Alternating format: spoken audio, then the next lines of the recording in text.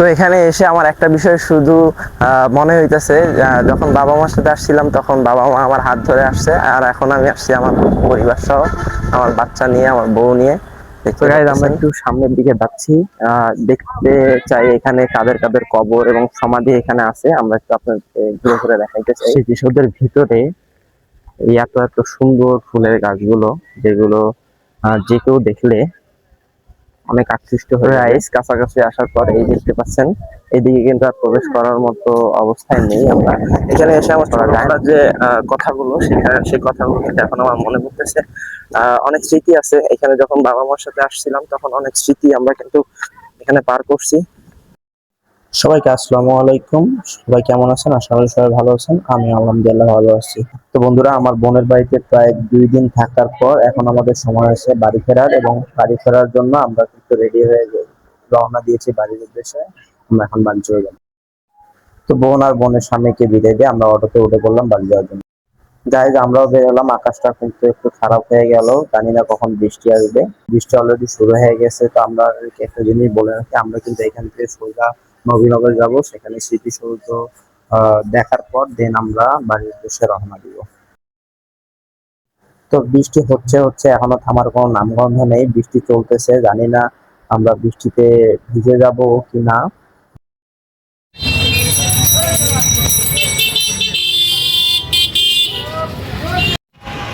তো guys finally আমরা চলে এলাম নবীনগর জাতীয় স্মৃতিসৌধর একদম সামনের রাস্তাটায়।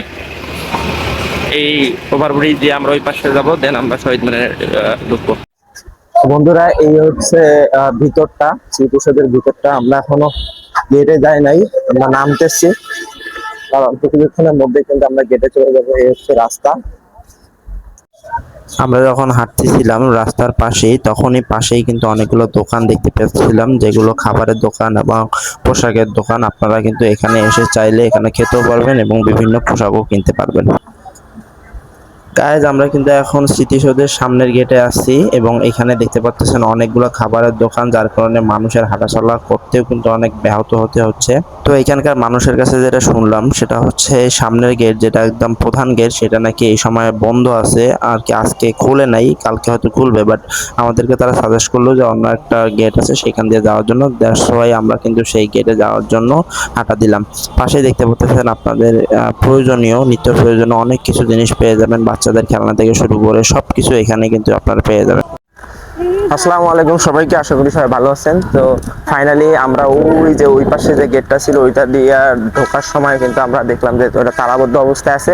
তো ওটা থেকে আমরা ঢুকতে পারি নাই। দেন আমরা পরবর্তী একটু সামনে আগায় এই গেটটা দিয়ে আমরা ঢুকলাম।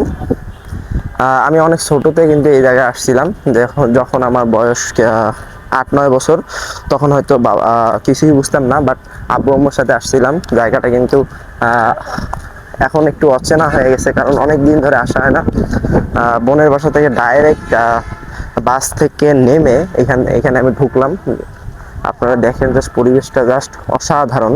এখানে যারা আসছেন হয়তো তারাই একমাত্র বুঝতে পারবেন যে এই জায়গাটার কি অপরূপ সৌন্দর্য এখনো।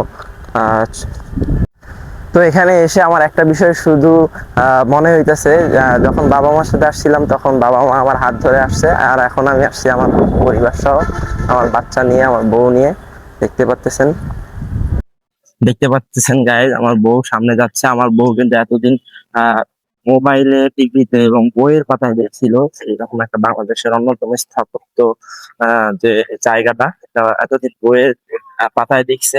এখন এসে তার কাছে অন্যরকম লাগতেছে, কারণ আহ অনেকদিন তার ইচ্ছা ছিল এই জায়গায় আসবে। Then এখানে এসে আমার ছোটবেলার যে কথাগুলো, সেই কথাগুলো কিন্তু এখন আমার মনে পড়তেছে।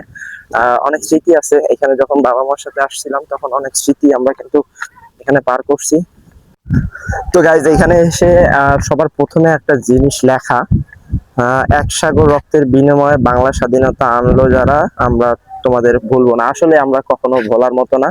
আজকে এই জায়গাটা শুধুমাত্র মুক্তিযোদ্ধাদের আমি বলবো না, সারা বাংলাদেশের জন্য একটা উজ্জ্বল দৃষ্টান্ত হয়ে থাকবে যে আমাদের এই বাংলাদেশ বিনির্মাণে কিন্তু আমাদের 1971 সালে যে মুক্তিযুদ্ধ হয়েছে, মহান শহীদদের প্রতি স্মরণ রেখে এই জায়গাটার যে স্মরণীয় করে রাখার দরকার ছিল, সেইটাই কিন্তু আমাদের পরবর্তী সরকার করেছে।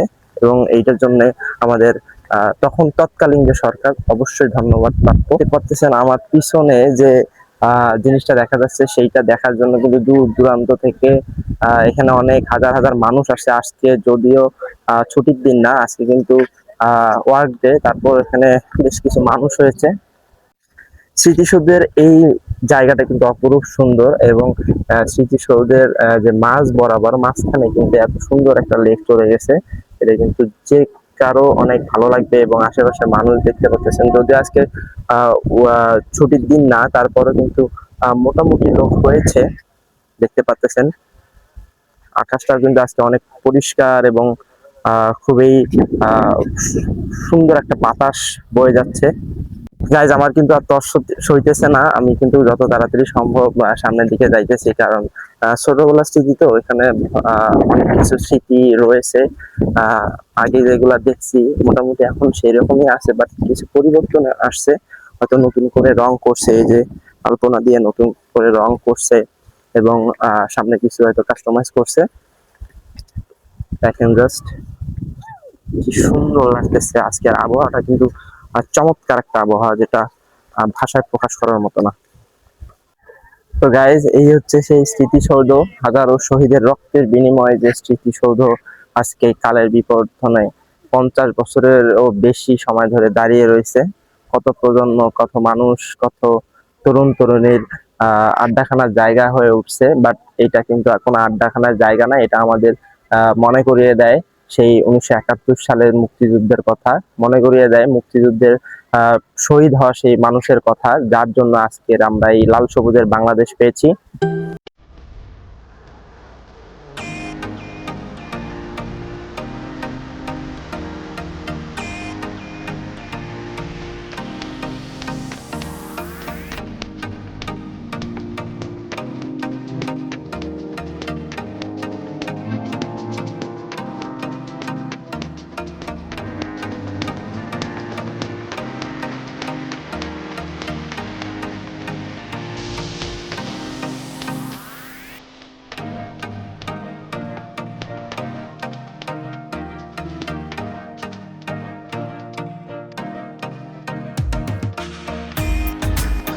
আমাদের স্বাধীনতার সাথে সম্পর্কিত যতগুলো দিবস আছে, স্বাধীনতা দিবস, বিজয় দিবস, সব সব জায়গায় কিন্তু এখানে এসেই কিন্তু আমরা আমাদের যে শ্রদ্ধাঞ্জলি সেটা কিন্তু এখানে জানাই, এবং আমাদের দেশের প্রাইম মিনিস্টার এবং রাষ্ট্রপতি তারাও কিন্তু এই জায়গাটায় এসে প্রথম প্রহরে তারা কিন্তু শহীদদের প্রতি সম্মান রেখে তাদের শ্রদ্ধা জ্ঞাপন করে।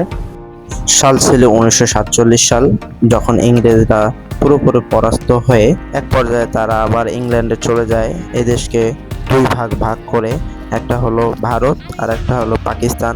পাকিস্তানের আবার দুইটা রাজ্য ছিল, একটা হলো ইস্ট পাকিস্তান, একটা হলো ওয়েস্ট পাকিস্তান। তো পূর্ব পাকিস্তান, পশ্চিম পাকিস্তান দুইটা দেশ নামে দুই প্রান্তে ছিল, এবং মাঝখানে ছিল ভারত। ঠিক এই সুবিধাটা নিয়েই কিন্তু পূর্ব পাকিস্তানের লোকজন, সরকার, তারা বাঙালিদেরকে তথা পশ্চিম পাকিস্তানের মানুষদেরকে সবসময় শোষণ করে গিয়েছিল, নির্যাতন অত্যাচার সবসময় চালিয়ে গিয়েছিল।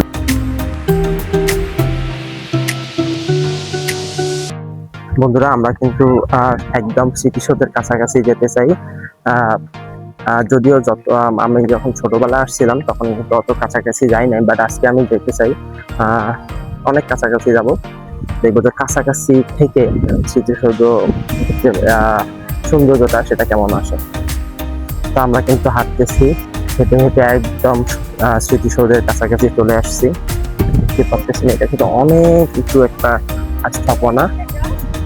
বাংলাদেশের প্রথম সারির দর্শনীয় যে স্থানগুলো আছে তার মধ্যে অন্যতম একটি দর্শনীয় স্থান এটি।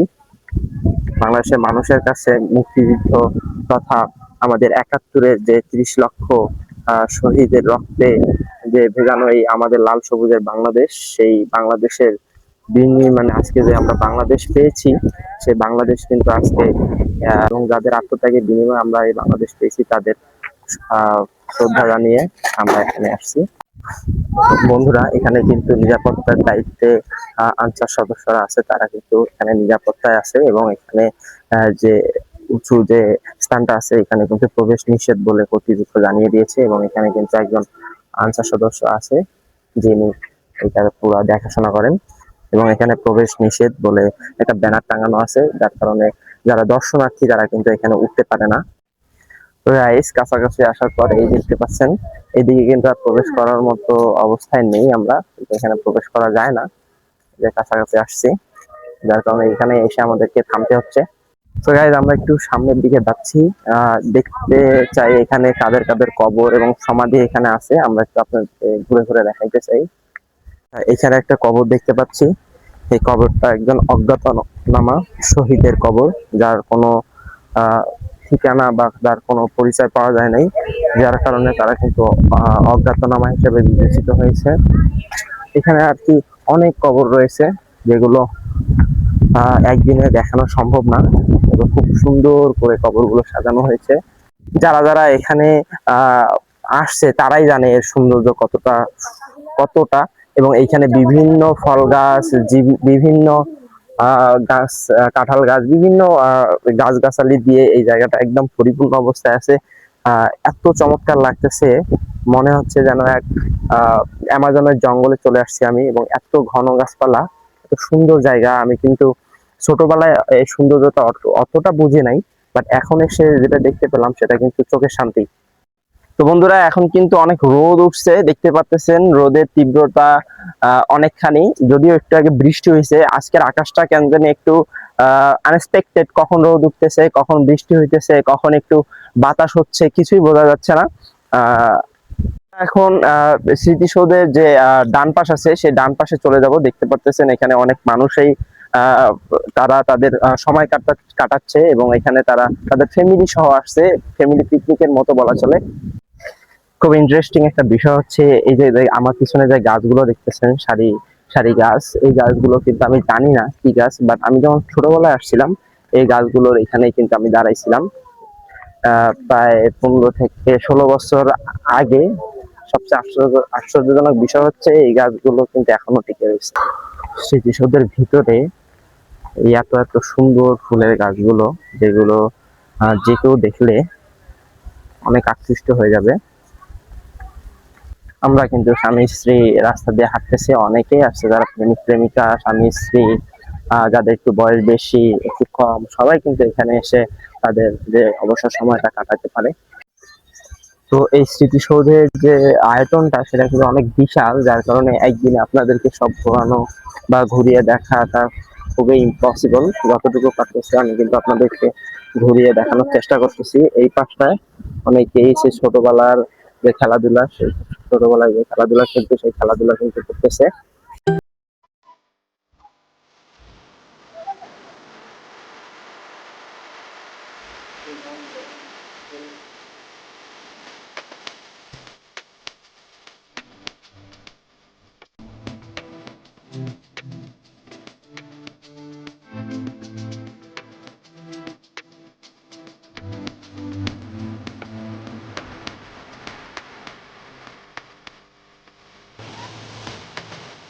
তো গাইজ, আমরা সেই নিচু জায়গা থেকে একটু উপরের জায়গায় উঠতেছি। দেখি যে আরো সামনে কি কি আছে। এখানে কিন্তু জায়গাটা পুরো বিশাল একটা জায়গা, আপনারা জাস্ট দেখেন, অনেক বিশাল একটা জায়গা, যেটা কিন্তু আপনাদেরকে একদিনে ঘুরিয়ে দেখা অসম্ভবের কাছাকাছি প্রায়। দেখতে পাচ্ছেন ওই দিকটায় হচ্ছে স্মৃতিসৌধ, আর এই পাশটায় হচ্ছে এরকম বিভিন্ন গাছগাছালি দিয়ে ভরা একটা বাগান। ওইটায় ওইখানটায় মানুষ বসে বসে আড্ডা দেয়।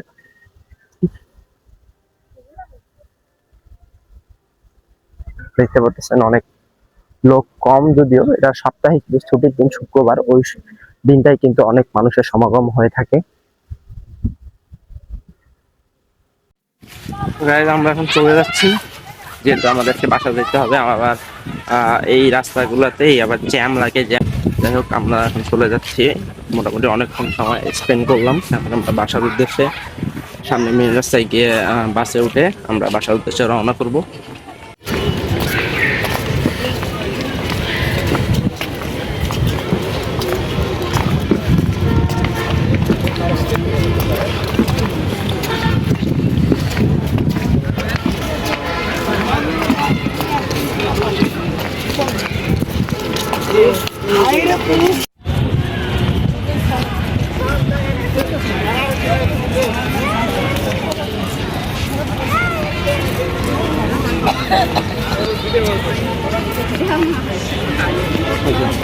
তো এখন যে জায়গাটা আপনাদেরকে দেখাচ্ছি, ওই যে আপনারা দেখতে পাচ্ছেন যে জানি না, ওই যে ওই জায়গাটা দেখছেন, ওই জায়গায় কিন্তু আমাদের এখানে যারা শহীদ হয়েছে 71 সালে তাদের কিন্তু সবার কবর এখানে দেয়া আছে। এবং খাবারে দেখতে আসা স্মৃতিসৌধে যারা দর্শনার্থী আছে তাদের জন্য কিন্তু এখানে একটা ওয়াশরুমের ব্যবস্থা করা আছে। গাইস, এই গাছগুলোর দিকে একটু লক্ষ্য করেন। এই গাছগুলো কিন্তু বেশিরভাগ সময় আমরা দেখতে পাই টিভিতে, কারণ এই গাছগুলো বাংলাদেশে একদম এর সংখ্যা খুবই সীমিত। কারণ এই গাছগুলো ইউরোপ রাষ্ট্র যেগুলো আছে, ইউরোপ কান্ট্রি, সেই কান্ট্রিগুলোতে এই গাছগুলো কিন্তু বেশি জন্ম নেয় এবং বাংলাদেশে কিন্তু নাই বললেই চলে। বাট এখানে নবীনগর যে সাভার স্মৃতিসৌধ আছে সেইখানে কিন্তু এসে আমি এই গাছগুলো দেখে খুবই অবাক হয়ে গেলাম। বাংলাদেশের মতো একটা জায়গায় কিন্তু এই গাছগুলো জন্মেছে। মূলত এই গাছগুলো কিন্তু শীতকালে বেশি বা শীত প্রধান দেশে কিন্তু জন্মানো হয়ে থাকে। বাট খুব ভালো লাগতেছে যে বাংলাদেশেও এই গাছগুলো আছে। সো গাইজ, আপনারা যখন সাভার স্মৃতিসৌধের সামনে একদম ঢুকে পড়বেন তখনই কিন্তু এইটা আপনার চোখে পড়বে, কারণ এইটা হচ্ছে এই সাভার স্মৃতিসৌধের সম্পূর্ণ বন্ধুরা। এখন 4:30 আমি যতদূর শুনছি যে 5টার মধ্যেই স্মৃতিসৌধ বন্ধ হয়ে যায়, বাট এখনো দেখেন কত পরিমাণ মানুষ স্মৃতিসৌধে ঢোকার জন্য স্মৃতিসৌধের যে গেট, সেই গেট দিয়ে কিন্তু ভিতরে প্রবেশ করতেছে। এটার মধ্যেই বোঝা যায় যে তারা এই স্মৃতিসৌধকে কতটা ভালোবাসে। তো বন্ধুরা, আজকের মতো ভিডিওটি এখানে শেষ করলাম। যদি ভিডিওটি ভালো লাগে অবশ্যই লাইক, কমেন্ট, সাবস্ক্রাইব করে আমার পাশে থাকবেন এবং বেল আইকনটি বাজিয়ে দেবেন।